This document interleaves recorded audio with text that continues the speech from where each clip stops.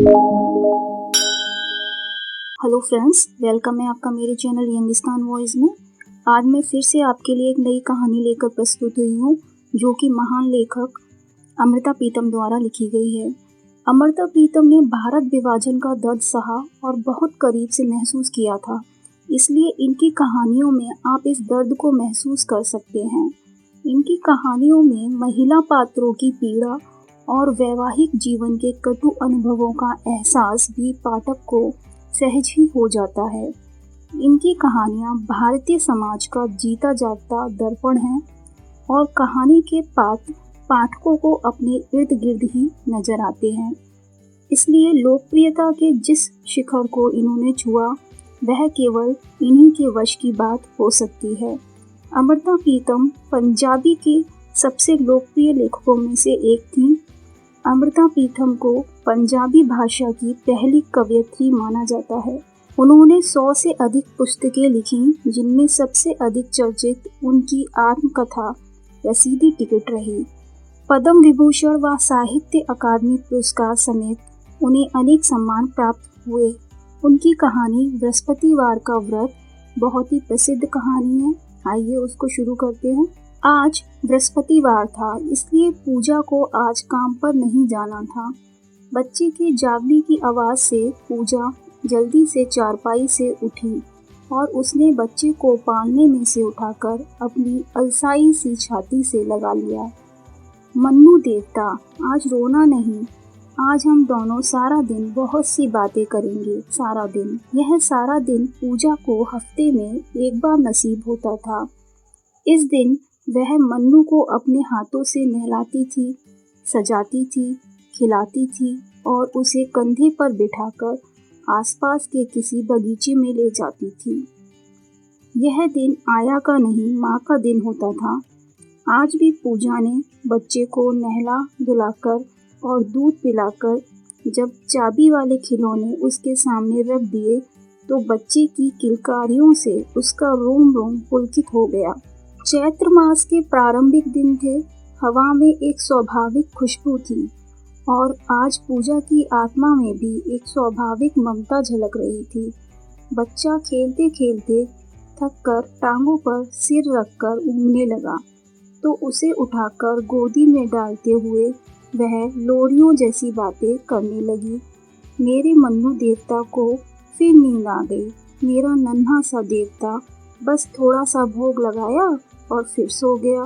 पूजा ने ममता से विभोर होकर मन्नू का सिर भी चूम लिया, आंखें भी, गाल भी, गर्दन भी, और जब उसे उठाकर चारपाई पर सुलाने लगी तो मन्नू कच्ची नींद के कारण जागकर रोने लगा।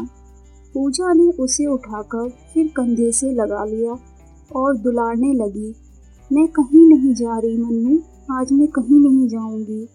लगभग 1.5 वर्ष के मन्नू को शायद आज भी यह एहसास हुआ था कि माँ जब बहुत बार उसके सिर व माथे को चूमती है तो उसके बाद उसे छोड़कर चली जाती है, और कंधे से कसकर चिपटे हुए मन्नू को वह हाथ से दुलारते हुए कहने लगी, हर रोज तुम्हें छोड़कर चली जाती हूँ ना, जानती हो कहाँ जाती हूँ?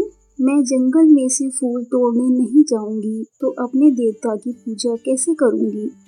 और पूजा के मस्तिष्क में बिजली के समान वह दिन कौंध गया जब एक गेस्ट हाउस की मालकिन मैडम डी ने उसे कहा था, मिसेस नाथ, यहाँ किसी लड़की का असली नाम किसी को नहीं बताया जाता, इसलिए तुम्हें जो भी नाम पसंद हो रख लो। और उस दिन उसके मुंह से निकला था, मेरा नाम पूजा होगा। गेस्ट हाउस वाली मैडम डी हंस पड़ी थी। हाँ, पूजा ठीक है, पर किस मंदिर की पूजा? और उसने कहा था, पेट के मंदिर की पूजा। माँ के गले से लगी बाहों ने जब बच्चे की आंखों में इत्मीनान की नींद भर दी, तो पूजा ने उसे चारपाई पे लिटाते हुए पैरों के बल चारपाई के पास बैठकर अपना सिर उसकी छाती के निकट चारपाई की पाटी पर रख दिया और कहने लगी, क्या तुम जानते हो मैंने अपने पेट को उस दिन मंदिर क्यों कहा था? जिस मिट्टी में से किसी देवता की मूर्ति मिल जाए वहाँ मंदिर बन जाता है। तू मन्नू देवता मिल गया तो मेरा पेट मंदिर बन गया। और मूर्ति को अर्घ देने वाले जल के समान पूजा की आंखों में पानी भर आया।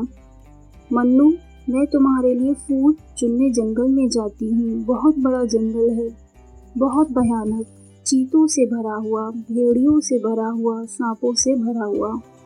और पूजा के शरीर का कंपन उसकी उस हथेली में आ गया जो मन्नू की पीठ पर पड़ी थी, और अब वह कंपन शायद हथेली में से मन्नू की पीठ में भी उतर रहा था।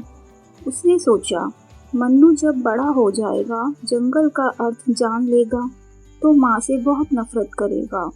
तब शायद उसके अवचेतन मन में से आज का दिन भी जागेगा और उसे बताएगा कि उसकी माँ किस तरह उसे जंगल की कहानी सुनाती थी, जंगल के चीतों की, जंगल के भेड़ियों की और जंगल के सांपों की। तब शायद उसे अपनी माँ की कुछ पहचान होगी। पूजा ने राहत और बेचैनी का मिला जुला सांस लिया।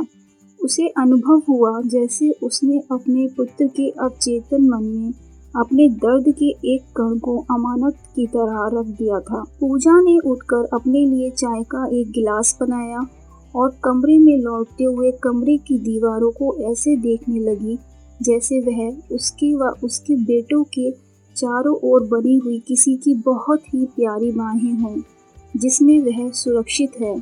उसे उसके वर्तमान से भी छिपाकर बैठी हुई प्यारी बाहें।